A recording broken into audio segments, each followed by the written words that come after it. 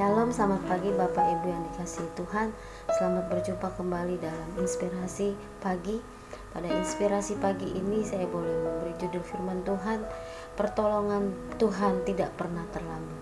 Dalam Mazmur 121 ayat 1-2 mengatakan, Aku melayangkan mataku ke gunung-gunung. Dari manakah datangnya pertolonganku? Pertolonganku ialah dari Tuhan yang menjadikan langit dan bumi. Dalam lirik awal ayat ini, sepertinya pemazmur sedang menuangkan pengalamannya dalam perjalanannya menuju ke Bait Allah. Gunung-gunung yang tinggi dan indah merupakan satu gambaran adalah kekuatan dunia atau kekuatan manusia yang bisa diandalkan. Namun disadari oleh pemazmur bahwa mengandalkan manusia adalah suatu kesia-siaan. Dalam Yeremia 17 ayat 5 mengatakan, terkutuklah orang yang mengandalkan manusia, yang mengandalkan kekuatannya sendiri dan hatinya menjauh daripada Tuhan. Menjalani hidup sebagai orang percaya, kadang kita diperhadapkan pada situasi atau keadaan yang rasanya mustahil untuk kita selesaikan. Bahkan cara Tuhan menolong itu tidak masuk di akal logika dan pikiran kita, sehingga seringkali kadang peristiwa itu merasa kita mustahil, tapi tidak mustahil bagi Tuhan. Ada 3 hal yang harus kita terapkan di dalam menghadapi persoalan situasi kehidupan, di mana 3 hal ini pun saya hidupi Bapak Ibu yang dikasihi Tuhan. Yang pertama, jangan tawar hati dan jangan sampai iman kita goyah. Dalam Yosua 1 ayat 9 mengatakan, bukankah telah kukatakan kepadamu, kuatkan dan teguhkanlah hatimu, janganlah kecut dan tawar hatimu, sebab Tuhan Allahmu menyertai engkau kemanapun engkau pergi. Yang kedua, kita belajar mengerti dan memahami bahwa Tuhan sedang mengajar dan mendidik kita serta mendewasakan kita, bahkan lewat persoalan yang kita hadapi, kemuliaannya itu dinyatakan.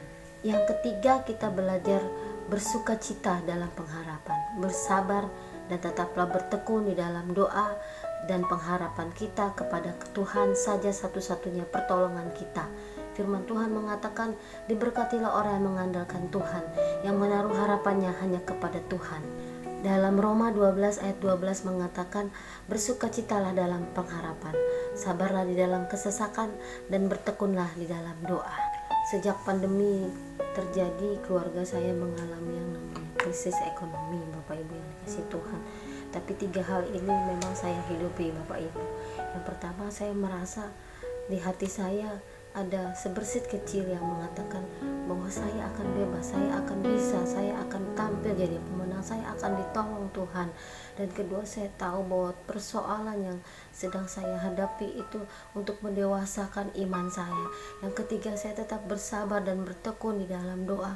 Saya tahu Tuhan yang saya sembah, Tuhan yang saya andalkan, Tuhan yang saya harapkan adalah Tuhan yang hidup, Bapak Ibu yang dikasihi Tuhan. Dan terbukti Bapak Ibu, hari-hari ini Tuhan sedang menolong kami, dan kami boleh memenangkan semuanya satu demi satu berkat pertolongan Tuhan. Makanya saya senang sekali dengan firman Tuhan yang mengatakan, diberkatilah orang yang mengandalkan Tuhan, yang menaruh harapannya hanya kepada Tuhan. Dan saya sangat diberkati oleh firman Tuhan ini, Bapak Ibu yang dikasihi Tuhan.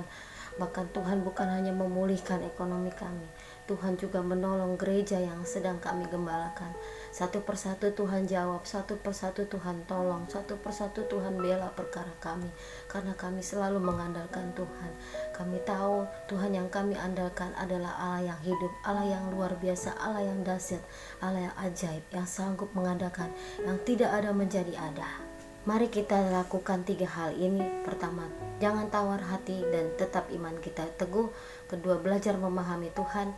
Ketiga, bersukacita dalam pengharapan, bersabar di dalam kesesakan, dan tetap bertekun di dalam doa, berharap kepada Tuhan. Percaya pertolongan Tuhan tidak pernah terlambat buat kita semua. Mujizat Tuhan masih terus ada buat kita semua yang menaruh pengharapannya hanya kepada Tuhan. Demikianlah inspirasi pada pagi hari ini. Biarlah inspirasi ini boleh menjadi berkat buat kita semua. Tuhan Yesus memberkati.